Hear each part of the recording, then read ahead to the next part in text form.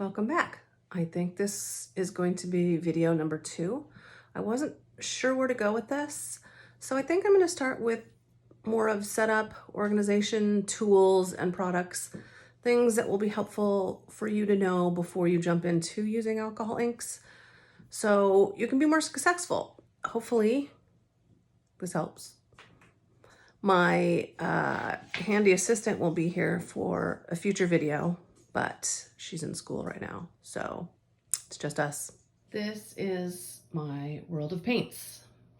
I had a friend custom make this desk for me to height and size specifications. It's tucked into the side of my office, so I have a nice area that I can be creative when I want to. I finally figured out a system for my rocks that makes things a lot easier. I got these clear bins from Michaels. I can see what I have.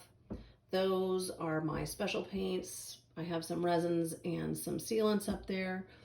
And then I have the stuff I use the most frequently on the cart. So the blue bins have rocks in them. The orange bins are going to be the alcohol inks. And then more supplies up top, brushes, different products, different inks, and so on. So I think having a nice organized space is really going to help you be productive. It's going to make things go smoother, and you're going to enjoy it a lot more. Okay, something to paint on. These are all what you would call Thassos tile. I found them online after I decided I cannot afford these Santorini stones that people online are selling. It's outrageous. It's unfortunate, but I don't think that selling these Santorini stones at the prices they're selling them at is right, especially for people like me who don't sell my art. I put it out in the world for people to find. So I had to find a more affordable product. So if you Google Thassos tile, Thassos, you can find multiple companies that sell these as tiles for like kitchen, bathroom. They come on a mesh sheet that has a glue backing. If you soak it in hot water and soap, you can get the backing right off. And then you have tons and tons and tons of really amazing tiles in different shapes, in different sizes, and you don't break the bank. I personally like smaller things. There's this hexagon. These are little teeny tiny circles. I like painting little tiny things. So lots and lots of options if you're on a budget. And these white stones or tiles are really, really good for alcohol inks.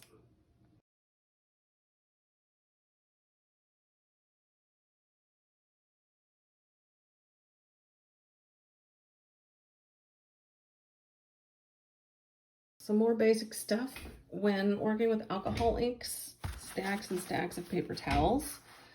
91% alcohol. I don't know why they say 91%. I'm sure there's 100,000 videos with explanations. This is what I use, but I put it in one of these condiment things so I can fill up my jars easier.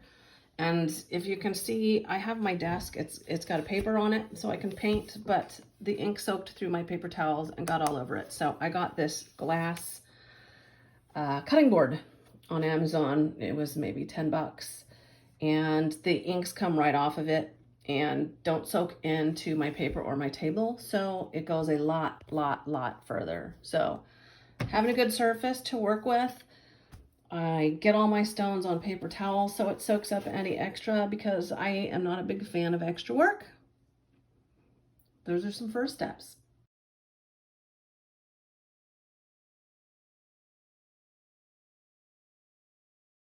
Paints.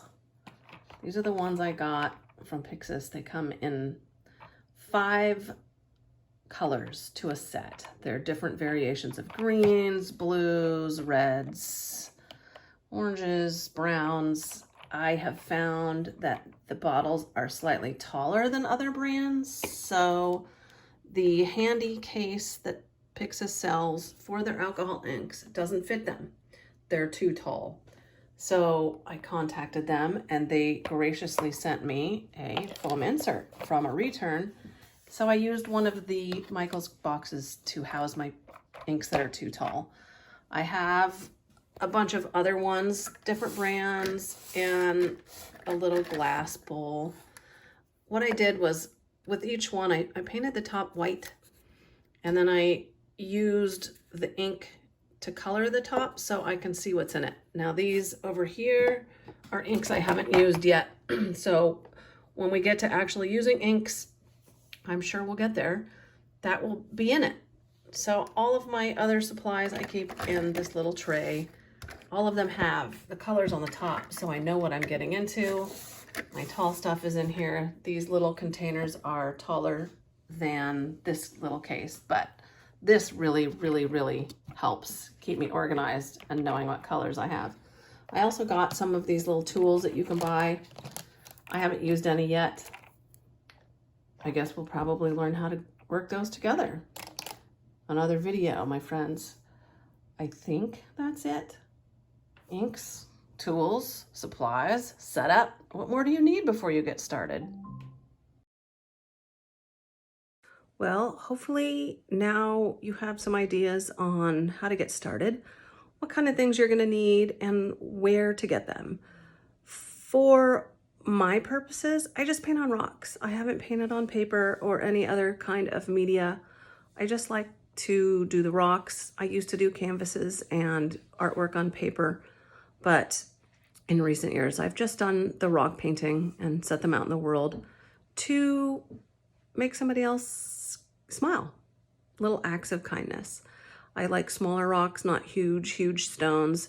And for purposes of alcohol inks, I really, really prefer these little white ones because the ink just shines. It's fabulous. So hopefully that is enough information to prepare you for what's coming. We will try and get some actual painting videos together soon.